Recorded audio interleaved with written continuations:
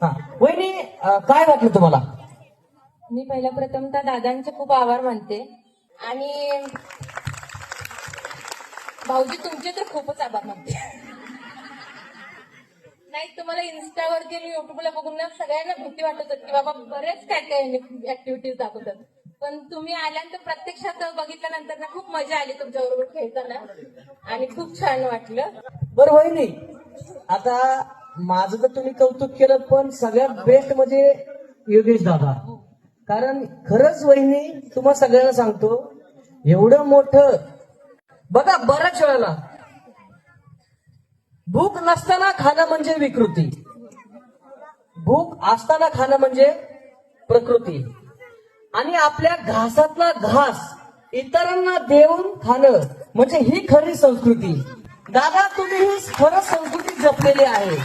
हे जिवंत उदाहरण आहे. म्हणजे आपले मुश्रीफ साहेब यांनी जर भविष्यात दादांना एखादी मोठी जबाबदारी दिली तर तुम्ही सर्वजण एक होतून दादांना सपोर्ट करणार ना? 100% करणार. नक्की करणार ना वहिनी?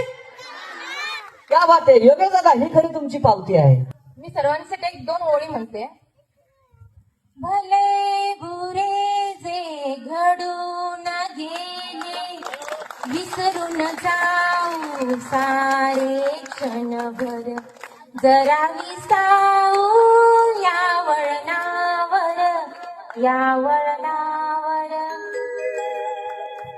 वा वा वा, ताईसाठी टाळ्या झाल्या पाहिजे. आजी, मजा आली का? धमाल मस्ती आली. बरं, दादांबद्दल, योगेश दादांबद्दल सांगा. योगेश दादाच नाही, आमचं जावाई पण आहे. आणि पहिला आमच्या समाजामध्ये दादा आमचे काय जरी झालं, आमचं नवरा बायकोचं भांडण जरी झालं, आम्ही समोर घर आहे, दादा लगेच पळत येते. दादांचा सपोर्ट एवढा आलाच नाही. माझ्या मरणात लय बरं नव्हतं साहेब, दादाने लगेच गाडी काढली, खिशातले एवढा पैसे घालून दवाखाना केला आणि घरी आले.